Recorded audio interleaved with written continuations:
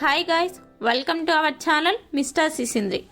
Big boss హౌస్లో ఉన్న contestants emotions ఎప్పుడు ఎలా ఉంటాయో ఊహించడం కష్టం. క్షణక్షణంకి కంటెస్టెంట్స్ ఎమోషన్స్ మారిపోతుంటాయి. ఇక అసలు విషయానికి వస్తే తాజాగా లైవ్లో ఒక సంఘటన చోటు చేసుకుంది.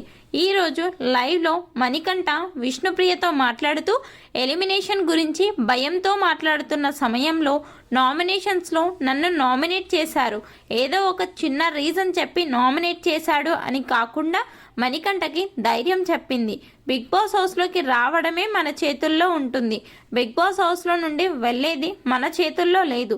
అలాగే నేను చివరి వరకు ఇక్కడే ఉండాలి అన్నా కూడా ఉంచరు, అది ఆడియన్స్ చేతుల్లో ఉంటుంది. జస్ట్ మనం ఈ బిగ్ బాస్ హౌస్లో ఉన్నన్ని రోజులు ఎంజాయ్ చేయాలి, టాస్క్లు ఆడాలి అంతే.